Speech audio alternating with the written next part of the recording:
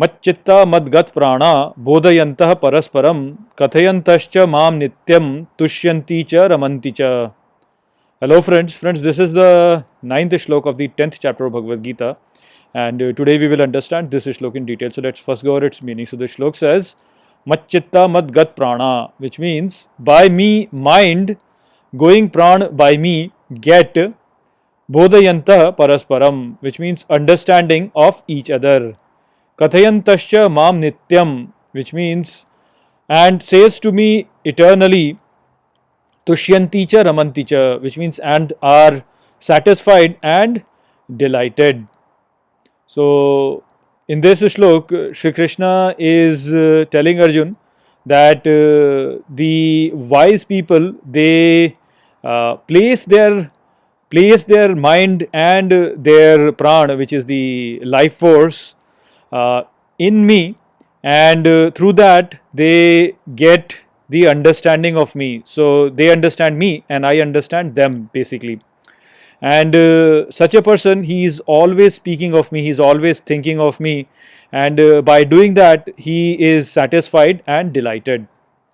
So what Shri Krishna is telling over here is that when a person is putting his everything in Shri Krishna, so he is focused only on Shri Krishna, then he develops the understanding of Shri Krishna, and Shri Krishna also develops his understanding. And this way, when he is always speaking of Shri Krishna, so this brings to him satisfaction and delight. So in the previous slok, we understood how people do this mistake that they look at this world and they see many faults in this world, and then basically they develop this desire to change this world so that they can basically shape it in the manner they want it to be. So this is a big mistake, as we understood in the previous slok, and there we discussed that the wise people, what they do is they do not really worry too much about how the world is. They know that the world is the way it is because Shri Krishna has willed it to be like that. So they don't really worry too much about how this world should be, or they don't really feel any desire to change the world. They only focus on their swadharma. So that swadharma that they focus on is something which is very difficult to realize. You don't really get an idea of what your swadharma is. So in that regards, over here Shri Krishna is giving a clue to that, as in how can a person know his swadharma. That swadharma can only be known when a person knows the divine within him. When the divine within him is known to him, then only he will know, what swadharma is, because then only he can be in union with the divine, and the divine can give instructions to a person to do things. If you are not in union with the divine, it's very difficult for you to really know what your swadharma is, and you will be confused. So Shri Krishna is telling that if you were to place your mind in me and you're only thinking of me, everything of yours is focused on me, then basically you will know me, and so you will get to know what your swadharma is.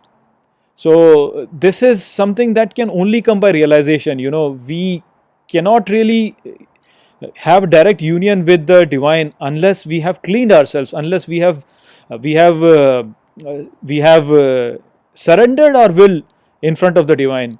So we look at this world and we say, okay, this world is not like this, I want it to be like that, I want it to be like this, I want this, I, right? So that is where the problem is. So when a person gives up this I and he accepts the world for whatever it is, and he says that, okay, this is what this world is, Shri Krishna wants this world to be like this, then he has surrendered to the will of Shri Krishna. Now when he has surrendered his will to Shri Krishna, then is when he will get the union with the divine. So this surrender is what will give you the idea about what your swadharma is. So put your mind in Shri Krishna only think of him, only talk about him, and surrender to his will. Don't really will that, oh, this world should be like this world should be like that. No, the world is the way it is.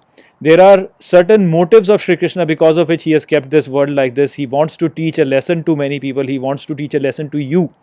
That's why he has kept this world like this. So submit to it. This is how the world is. I will accept it like this. This is what Shri Krishna wants it to be. Now, when you have done that, when you have surrendered your will to Shri Krishna, when you have placed your mind in Shri Krishna, when you are only thinking of Shri Krishna, then Shri Krishna will start speaking with you. And that's what he's saying. Gets the knowledge of each other, understanding of each other. So then the person understands Shri Krishna and Shri Krishna understands him, and then they start talking. When that connection happens, then you will start to realize what your Swadharma is. Just like how Arjun and Shri Krishna is talking over here right now, and Shri Krishna is telling Arjun to fight this war.